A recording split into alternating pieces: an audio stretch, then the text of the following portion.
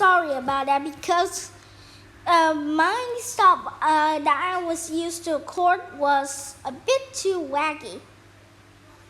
Unfortunately, China's population has grown so quickly that many plant and animals are losing their habitats. For example, scientists say that there are fewer than 1,600 pandas left in the wild. The bamboo forests where the pandas live are being cut down for farming and houses. Celebrating China from dragons to food. In addition to many natural treasures, China has a rich culture filled with special celebrations, art, music, dance, sports, and food. You visit China, one of the first artistic things you might notice is writing.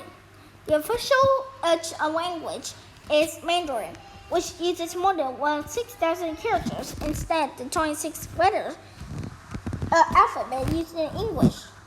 Each character stands for a word or a part of the word.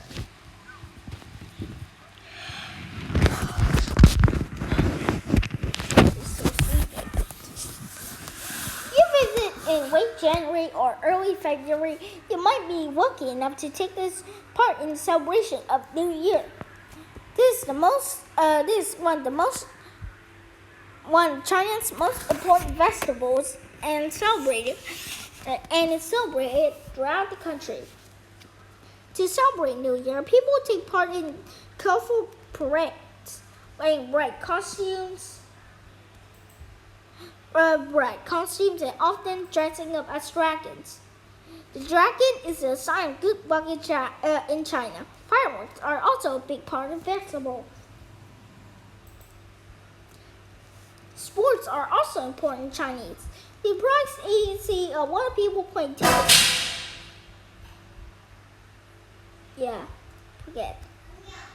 Playing table tennis, which was ping pong.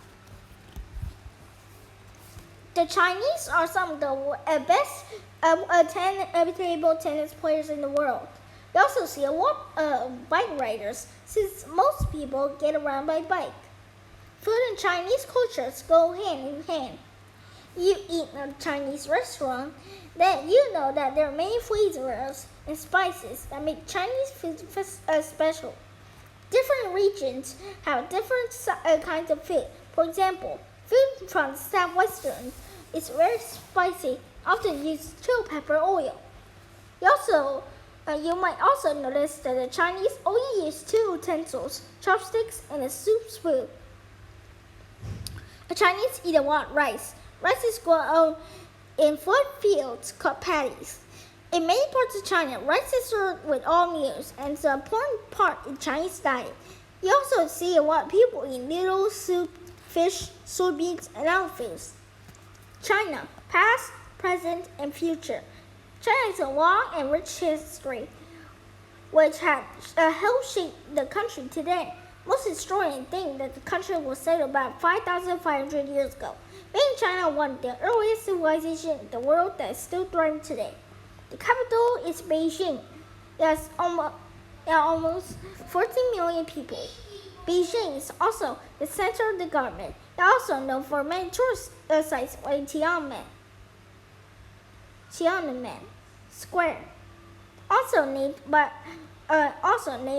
the Gate of Heavenly Peace, a large square in the city center that is used for special events. China also has many other thriving cities. Shanghai is the largest city in China and also one of the biggest ports in the world. And Hong Kong, in the southern part of China, is also a major business center known for many shops and markets. Even though many of China's more than 1 billion people live in cities, most live in the rural towns and villages. Many of them farm or herd sheep, goats, and grasslands.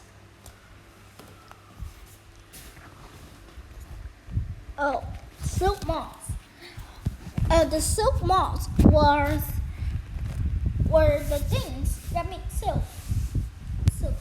Today, China is the second largest economy in the world. It's a leader in making and selling many products to other countries, from toys to televisions and textiles, such as silk. It also has a huge tourist industry.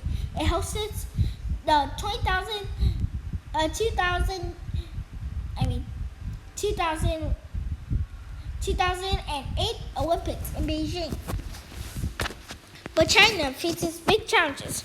Recent reforms by the Communist government mean more private business would grow. The move away from a system where everyone works for the government means that China has many unemployed workers. The opening up of the economy is expected to be better in the long term, but this kind of change does not come easier.